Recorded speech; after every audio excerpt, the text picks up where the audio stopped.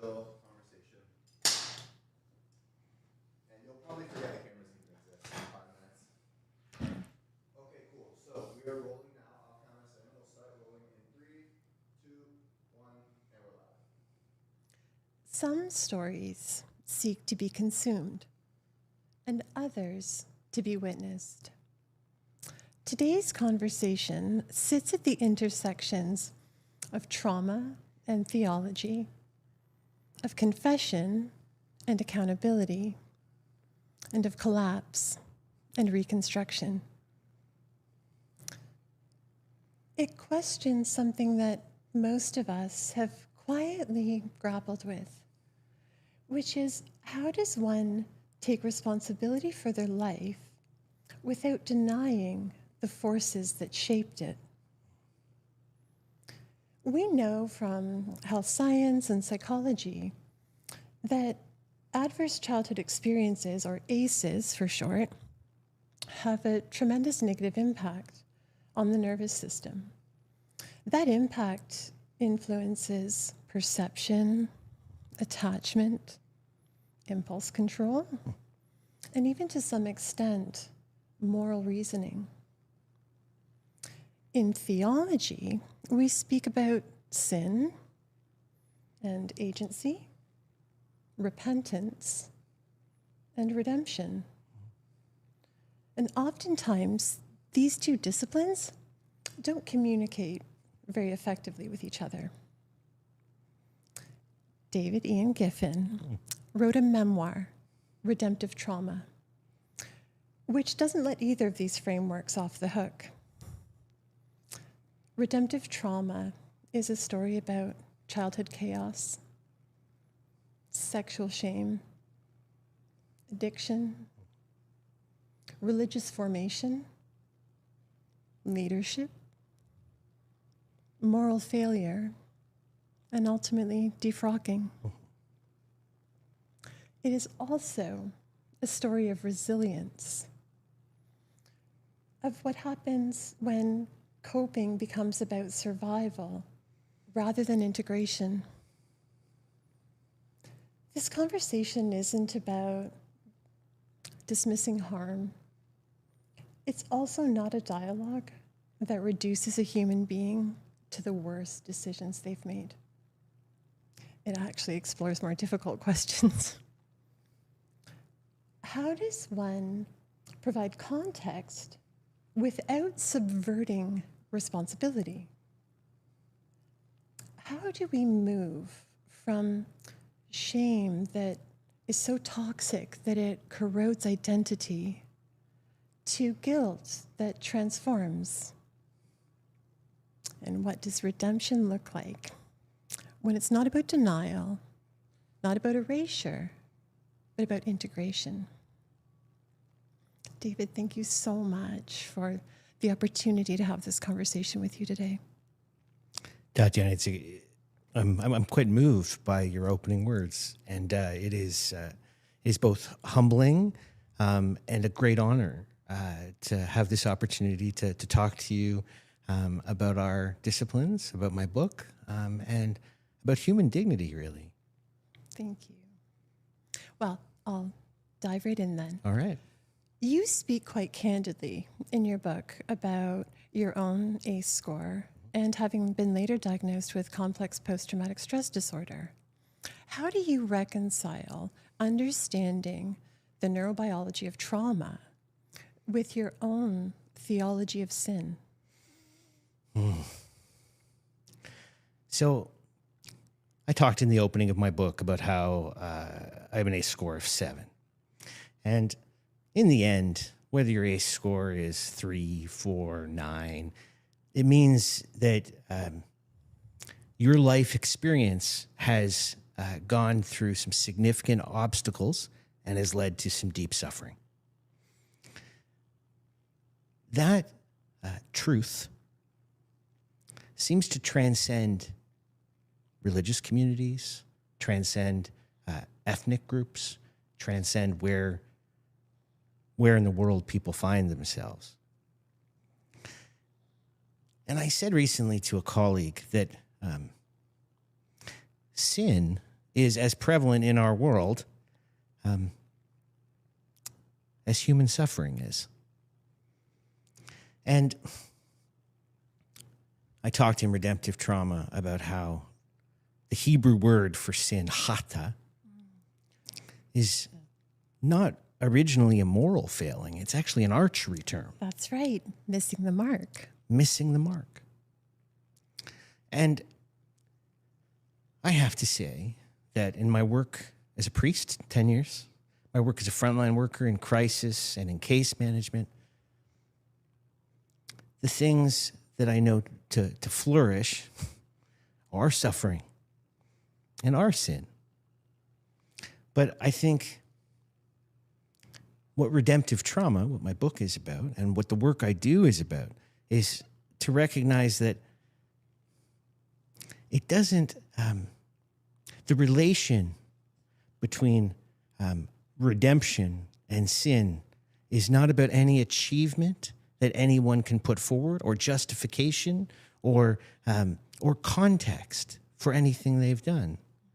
But human dignity is something that precedes mental health issues, precedes sin, precedes any human behavior that might be stood in judgment.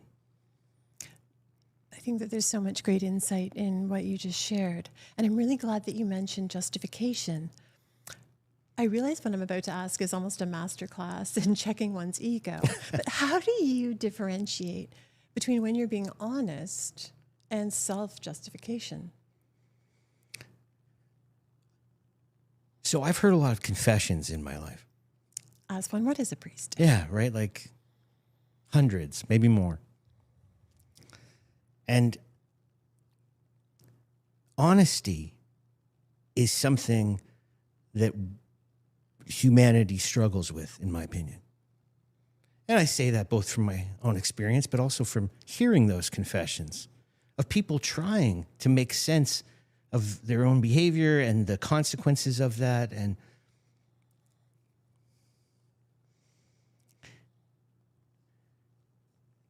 I think that, can you bring me back to that question once more, the original part of it? The checking one's ego and honesty versus self-justification. And I think one of the ways that we can identify self-justification in contrast to honesty is the but test. Mm-hmm. Right? In Christian theology, truth is not a concept. Truth is the incarnation of Jesus Christ, the way, the truth, the life. And so when Christians seek the truth, it's not about narrative. It's not about, for us, an innocent man was tried and convicted without sin. It didn't matter how much narrative could be presented to justify that he wasn't wrong. So for us, no matter how far we've strayed, how dark the path we've gone down, we're not justified by the truth of a narrative or by the context in which suffering, exploitation, violence, any of these things happen. We're justified by a first century rabbi who was handed over to suffering and death when he wasn't guilty. And we're in Lent right now. We're headed to Easter. We're headed to Passover in the Jewish tradition. And I think the theology of that matters. That if we're all looking for our own truth and our own justification, then we can reasonably make any argument we want. But if truth is beyond narrative, well, I don't know. What would philosophy say about it? That's a great question. Perhaps for another podcast. Bringing it back to the neurobiology of trauma for a second, you cite, I believe it's Dr. Nadine Burke-Harris in your First book. Surgeon General of California. Beautiful. And she writes about toxic stress. Mm-hmm. So how has an understanding of that influenced your theology of sin? Oh, man. Well, so we'll come back to sin, hata, missing the mark, and toxic stress, let's say childhood toxic stress, as failure of system, failure of family, failure of community. Sin, at least not how I understand it theologically, is not just about my own personal accountability to God, but it is about corporate confession and accountability. In the traditions that I belong to, I grew up Roman Catholic and later was ordained an Anglican priest. As public confession is a part of worship every Sunday. Most merciful God, we have sinned and erred, naming repentance. We do that as a community, even on the Sundays that we might not feel sinful or when we may not have missed the mark, because there is an understanding of interdependence in humanity, that the sins of the father sometimes do pay hard on the son. So my understanding of A scores and toxic stress and sin really is that so often those who are suffering with deep A scores, folks who have found themselves homeless, found themselves in the criminal justice system, found themselves as single parents estranged from children, the sin is corporate sin. The sin is a community sin, a family sin, a system sin that allowed this situation to happen where someone who has suffered so much can be isolated, villainized, and ostracized, really.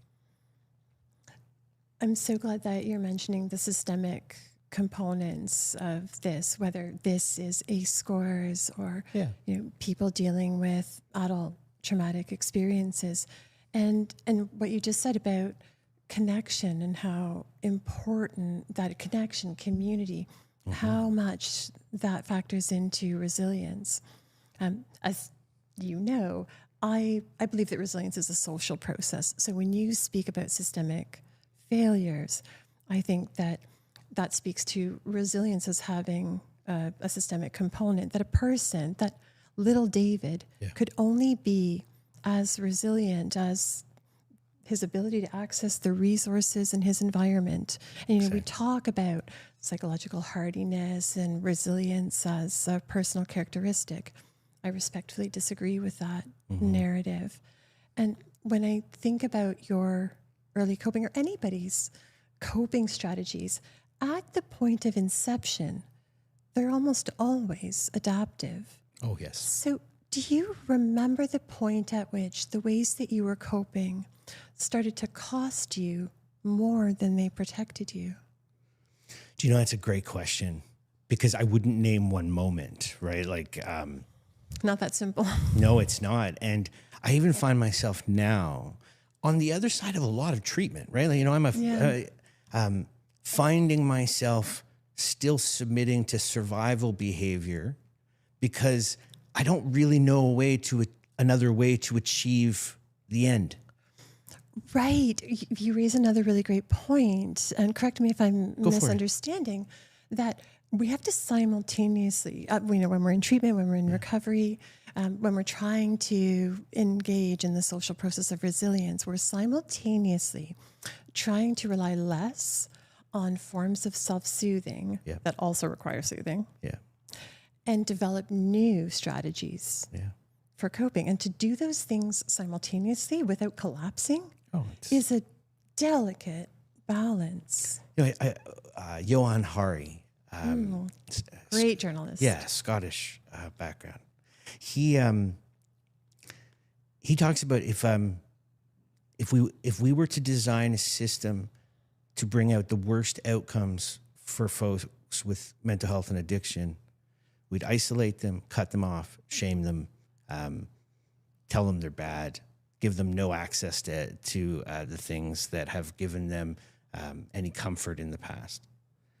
And the truth is, that's exactly what we do. It's exactly what we do. Resiliency for someone with a high ACE score, with a criminal record, with a family estrangement, capacity for resiliency is different. Never mind the different pieces of generational trauma and inherent racism towards certain cultural groups and ethnicities. So if you start in the world with an environment that creates an ACE score for you that's fairly high, and you're coming from a cultural group or ethnic background that tends to already be dismissed, targeted, and treated not so well by systems. Resiliency's hard for most of my clients, right? Like most of the folks that I've worked with the Toronto Community Crisis Service and with Loft Community Services, most of those folks will have ACE scores at least as high as mine, if not higher, but will not have had some of the privileges I've had in this life. Which speaks to the social determinants That's it. of health. And so much of what you just said echoes back to what you were mentioning about the sins of the father affecting the son. And we could easily add to that the wounds of the father in terms of intergenerational trauma. Isn't that the truth? Right. And going a little bit in a different direction for a second, clinically, we distinguish between shame and guilt. Mm-hmm. And again, correct me if I'm wrong, but theologically, confession can collapse them to some extent. It shouldn't. So, okay. It shouldn't. So how do you prevent that? Jesus had no problem naming guilt. No problem naming guilt for people across spectrums of life. Truly, right? Like from fishermen to tax collectors he rarely shamed. But when he did, it was for those in power, often religious leaders, who would shame those beneath them. Mm. So I said for a long time, and I don't say it as often today, but when I was working with a really incredible pastor named Steve Green as his coach out in the Diocese of Huron, we used to talk about righteous indignation. Oh, sure. Righteous indignation theologically is understood as the only anger without sin. When you are enraged by the injustice of someone else. Right. You cannot be righteously indignant for yourself. About yourself. Right. That's why it's the only anger without sin. I don't know where I was going with that. But. Well, how do you move from that toxic shame to redemptive guilt? I don't think most people do. I think that's the hard piece, right? And I think most people do, not because it's not possible, but because it's not allowed. That's an interesting point, that it's not allowed. There's a parable, not a parable in the New Testament. I think it's a parable. No, not it's a story in the New Testament. We'll say that. About the Gerasene demoniac. On the outside of town, of the town of Gerasene, they shackle a demonic man, and Jesus comes and frees him from the demons. And whether you understand it that way or not, that's not the point. The point is, why did they shackle him on the outside of town? Why was it that this community couldn't face what had happened, what was wrong, or what this person did? That they needed to be separated, ostracized, and isolated on the outside of town. And I've always thought that what it really is, both in that scriptural reference and today, is that if we excuse this, if we make this okay, if we allow redemption to happen here, what will this expose in us?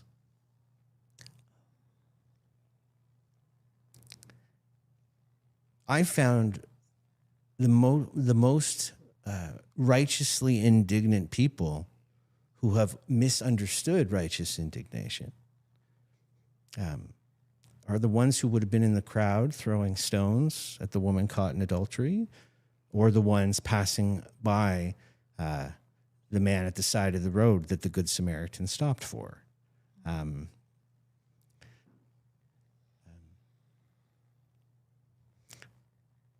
Yeah.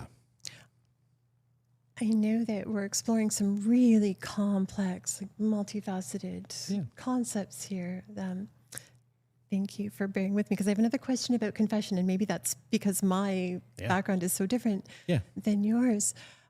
But confession has been such a central part of your life, not just vocationally, but totally. Prior to. I talk about it in the book. Right? Exactly. Yeah. And so how do you prevent confession from becoming a kind of spiritual bypassing? Well, again, it's tough, right? Because I had a conversation with someone recently who said, theologically, Christian theology, why can't I just do whatever I want and then occasionally confess and come back? Right, clean slate. Yeah. Yep. Back to the erasure. Yeah. Yep. And the answer is you can. But here's the caveat to it. And I'll liken it to a marriage, because it's, it transcends culture, right? That's at the center of most cultures around the world. And when you're faithful to a spouse, I hope people aren't faithful because they're worried about the consequences of not being faithful.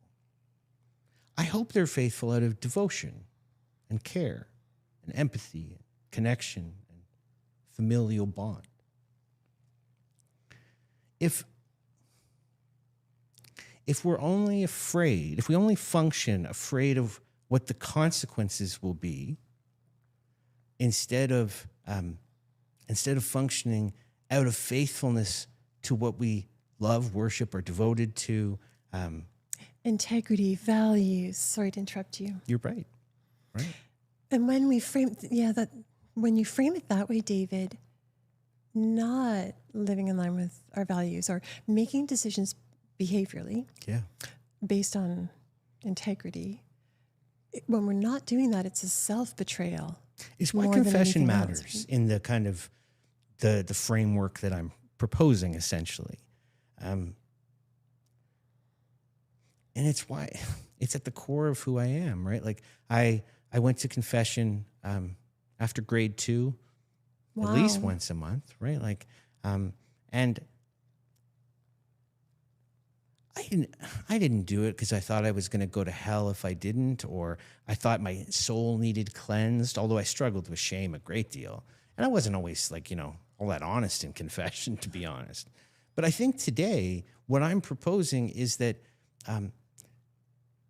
if we're going to move past cancel culture, if we're going to move past treating people like the Gerasene demoniac and shackling them on the outside of town,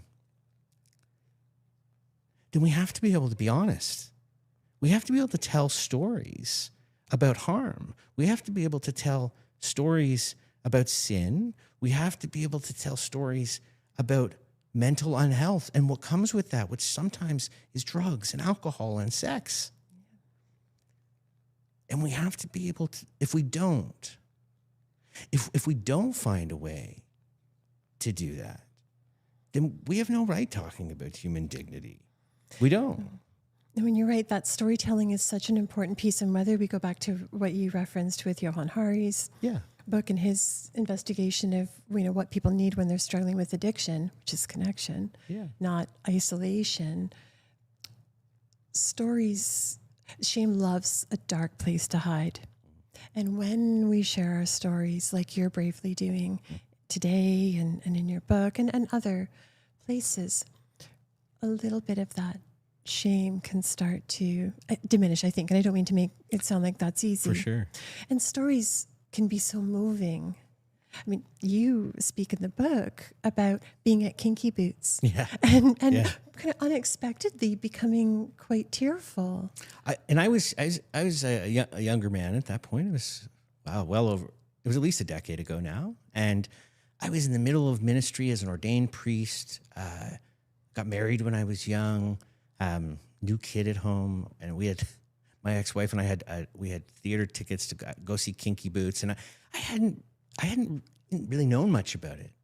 And the truth was I hadn't cried in years. I had taught myself to not feel anymore. And some of that was, when you're a young priest and you're doing all these funerals and you have to face a lot of things and really kind of almost numb yourself to be able to get through it. And I couldn't believe watching Kinky Boots. I'm bawling my eyes out about this beautiful, bona fide black drag queen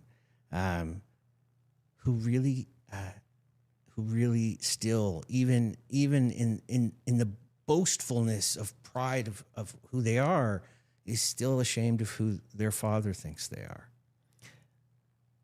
David, how have father wounds shaped your own theology, spirituality? Well, I think for those of us who pray our Father, right, or it's it has an impact on us for sure. My father was a 22-year-old young Scottish man who supported the Glasgow Rangers and drank too much and ended up having a baby with an 18-year-old young Irish Catholic girl, played at the organ twice a week at church. And he married her out of duty and devotion. And I think what a lot of people didn't realize or wouldn't know about my story is that we really left Scotland out of shame of a young Catholic girl getting pregnant outside of marriage to a Protestant man from the poor side of town. An O'Neill, she was, an Irish girl. My father was from Falkirk, a place of old wounds for Scotland, where great defeats happened, and a deep, an Orangeman's walk, an anti-Catholic sentiment that existed for him. I was saying to a friend earlier that I started wearing the Glasgow Celtic jersey recently as a way to honor my Irish grandfather, who my father hated because of who he was. This kind of sectarian hate exists in so many places in the world, as you well know, as we as a global community know today. It's a part of the shame that I carried of a young Catholic mom growing up in Toronto, trying to navigate what life would look like under a deep fatherly control. In every sense. In every that sense. word. In every sense, yeah. I think becoming a father is what redeems fatherhood for me, truthfully. And it's in loving Rory, my son, in ways that I needed to be loved, and protecting him as best I can, although I fail sometimes, from some of the trauma that I experienced growing up. And I think that's the thing about redemptive trauma, right? Is that trauma is not inherently redemptive. Trauma's awful. Trauma's painful. Trauma stings and it lasts and then it comes back. What's redemptive about it is when that trauma, when what's happened can be used to give new life, respite, or healing to someone else's trauma. bearing witness, as Bearing you witness. describe Yeah. in your book, in the work you do on the front line. Yeah. Yeah. Peer support. Yeah. You know, I spent 2 years working in a rapid access addiction medicine clinic in Brampton, Orangeville, Mississauga as a peer support worker. I would go around picking up physically in my car, picking up folks struggling with addiction so they could come into the addiction medicine clinic. We'd bring out the CMHA van to bring resources and doctors and nurse practitioners to people who couldn't get by without medical assistance. Yeah, so and a lot of them would have said they got a lot more out of peer support than they ever got out of doctors and nurses. I can imagine that sitting with somebody, sharing your story, whether it's the story of this afternoon or the story of your life, I think that most people can tell when they're sharing with somebody who can relate. Oh, yeah. And even though, your experience is different than my experience, there's that shared understanding that there's an awareness of the social determinants of health that we spoke about earlier and that you write so candidly about in your book, right? All of that really important context. And that doesn't absolve us of the personal responsibility. So how have you been able to arrive at the personal responsibility component of it? Because that is important in terms of healing and reconciliation. I think I've come to personal responsibility by telling the truth out loud, right? Like Not hiding from it, not letting the shame grow. secrets keep people sick. Yeah, they do. They do. And sometimes revealing secrets can cause more harm. That's the truth. But there will be no real reconciliation or real redemption without honest truth. Because otherwise, We can't let go of things that haven't been acknowledged. no. And so No, I left ministry in 2018. So how many years? That's 8 years ago now. And I've worked on the front lines of addiction medicine. I was on the pioneer team for the Toronto Community Crisis Service. I'm a case manager with Loft Community Services. And still, the title that most people from most of my life know me as is as a defrocked priest. Right? So I think the only way to move past the shame of labels and history and of sin is to tell the truth about it out loud it's brave. and Takes a lot invite of- scrutiny. In my early ministry, I got to know Bishop Sitembele from the Diocese of Umtata in South Africa. And he would tell stories of the days of the Truth and Reconciliation Commission where men would stand up in front of a courtroom and admit both to rape and to being raped. And that the only way for any human dignity for everyone and for a way to move forward was to tell the awful truth about it all and then invite a way forward through reconciliation. And reconciliation isn't named once and then done. Yeah. It's lived into. And so the history of South Africa can tell you that since then. And our history here in Canada, with the 94 recommendations from the Truth and Reconciliation Commission, we're lucky if we're living into 3 of them. Reconciliation has to be lived into, but it can't be lived into until the truth is told. And I think our institutions and our systems and even our families prefer order to truth. Both are important, but I agree with you about the priority or the preference. Yeah. In your book, you quote Malcolm Gladwell. I can't remember the exact quotation, but it's about the failure of leadership. And so when leaders fail, how does that affect morality? Well, it can affect it in a couple different ways, right? Like,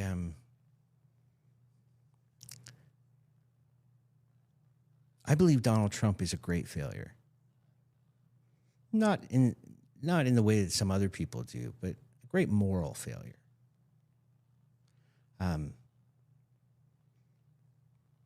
The way he moves through that is to lie, deceive, and reframe whatever narrative is against him by saying as loudly as he can, that's not true.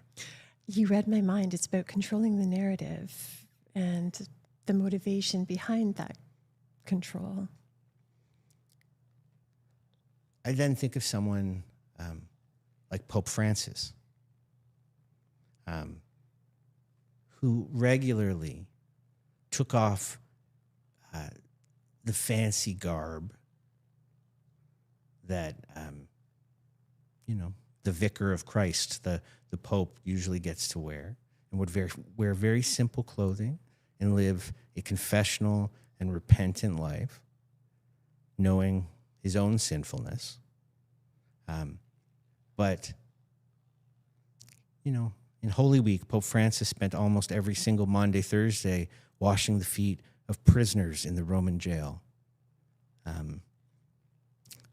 There are ways to live out our redemption and reconciliation, and there are ways to acquire it in a way that's not real. And I think Donald Trump is very, very good at controlling the narrative. I think Pope Francis was very good at sacrificing and serving. And I think that's got to be at the core of it, right? It's at the core of cancel culture asks people to go away forever. And so I do get the inclination to grab the narrative to say, no, that's not what it is. This is what it is.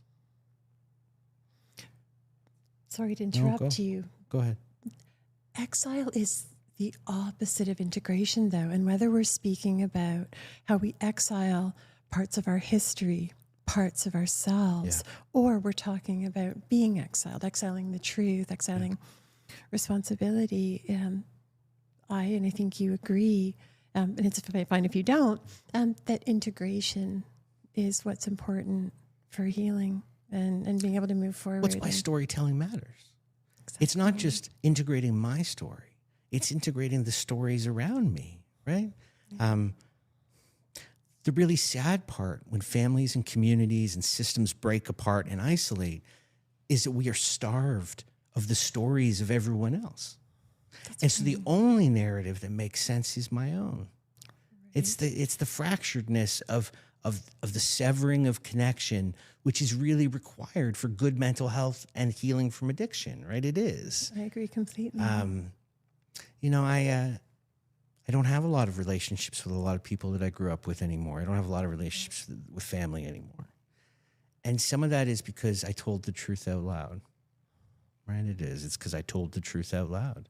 And those are some of the consequences of doing that. But otherwise, there was no point in getting up anymore. The shame was too heavy. The world was too damning. And I either stood up and said, this is what happened. This is where I went wrong. This is where I was wrong. And this is how I was wronged. Right. I'm really grateful to you for mentioning all of this, but the part about being wronged. You've been critical of certain aspects of the church. Yeah. Chief among your criticisms are sexual teachings. Yeah. Yet you also are very open about still loving the church. Mm-hmm. How have you been able to continue to love something that wounded you so deeply? It's a great question, and I don't think I'm the first to wrestle with this. There were some great theologians who have wrestled with this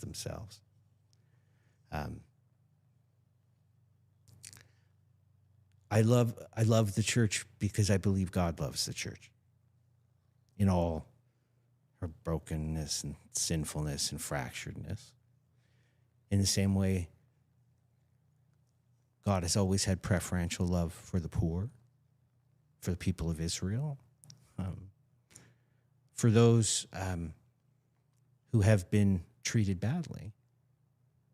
That's the truth, right? That's what Scripture tells us, is that God's heart is for those who are suffering. But I often say that some things will be reconciled on the other side of the kingdom of God, and they can't be reconciled here. And I carry grief more than I carry shame today. I think a lot of my shame I've let go of, but in its place is grief for what I've lost. That makes perfect sense, and thank you for being so honest about that. You've probably bore as much witness to this as I have in our respective professions.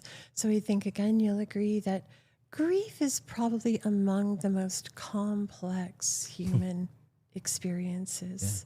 Yeah. So how have you, and I know you've already answered this question to some extent, but the integration without erasure, right? Like to be able to take all of those truths and be able to weave them into the fabric of your life. Has that helped you get to the point that you just described where the shame isn't at the forefront anymore? Not that grief is easier, but... I just have a few things coming to mind. Martin Luther saying, sin boldly.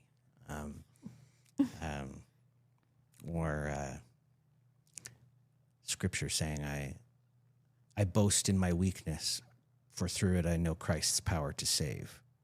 Connection through suffering. Yeah. I think that I think a lot of the suffering that I've experienced in my life is not gone, but it's remembered differently. Mm-hmm. And I think I'm so privileged and fortunate to have spent as much time in my life working on myself. So very few people get to go to treatment and get to, not that it's indulgent. People should do it, but... And it's not easy work. No, it's not. But I see your point about access to it, which goes back to resilience and social processes. I've done the work to get to a place where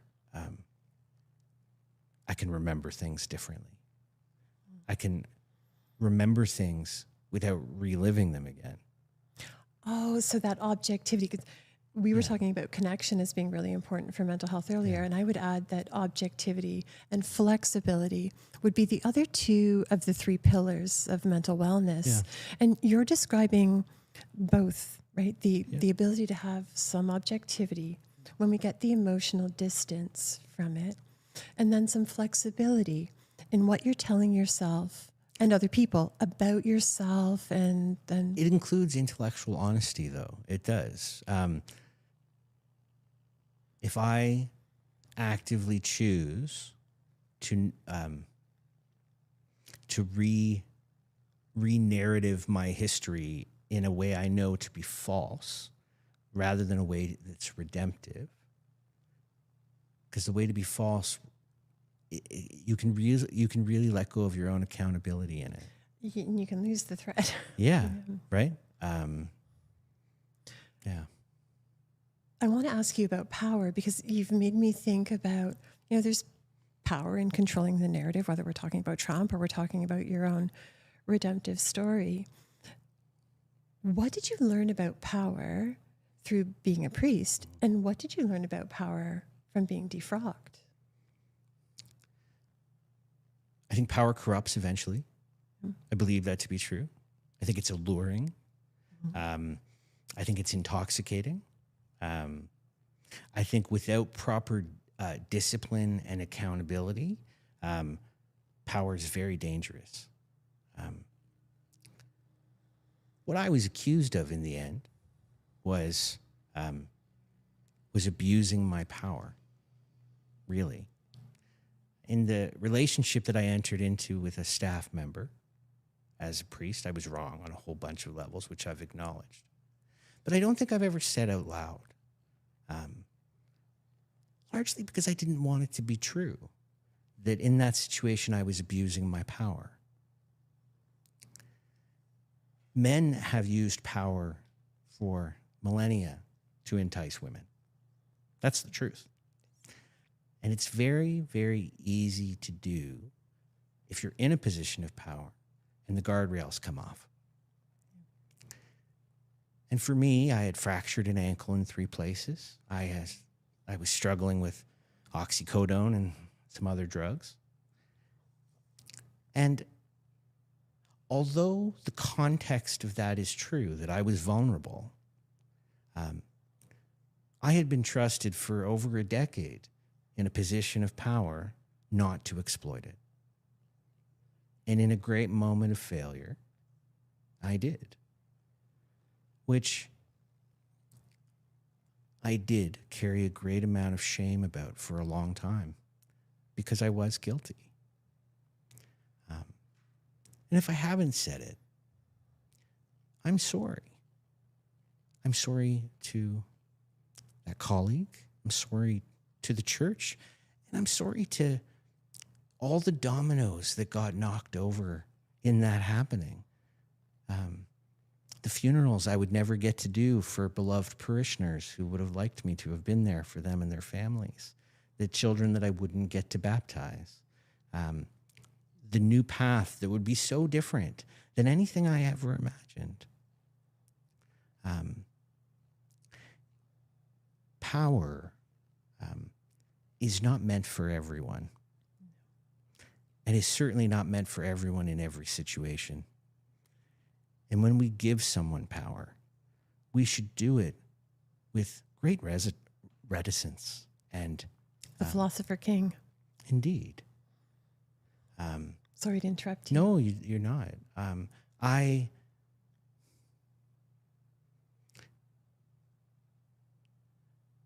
would love to be restored to all the things that I once was, as a lot of people would. Parts of me that deeply would want that. But I think at my honest core, the reason it all broke down, the reason that I couldn't keep up the facade anymore was because I wasn't being honest about who I was, where I'd come from, how much I'd suffered. And eventually it just bled everywhere. We have to tell our stories. We have to. Otherwise, we're just going to bleed them on the people we love. That is such a brave and important point. If we have time, I'd like to ask you one last question, please. Yeah. If Rory, your son, ever reads your book, what would you like him to know about you, not as a priest, not even as a father, and not as a failure, but as a man? Rory has read my book. Oh, has he now? He's 12. It's hard, right? Like, it's out there. Right. Actually, I'll tell you the truth. We listened to a lot of it together on audiobook on a trip out east to Nova Scotia this summer. So you bore witness to his reactions to listening to it. Yeah, we were driving. We were in the car. Parts of it that made him laugh. There were parts of it that I think were really difficult for him, knowing the conflict in our family. The things I want him to know on the other side of reading the book are less about me. Your mother loves you more than you could possibly imagine, and I watched her almost give her life for you when you were born. It's in the book. We don't like each other very much now, but I would never doubt her love for him. He should know that. His grandparents were young immigrants who faced challenges that neither he or I will ever have to face.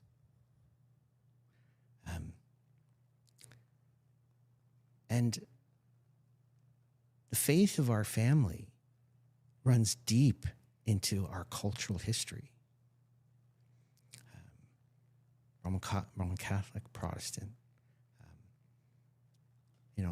I talked about my name recently, David Ian, rooted in both the history of Israel and Scotland.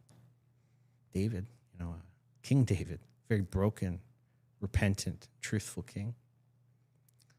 Ian, the Gaelic for John, the disciple whom Jesus loved, who stayed even when others left.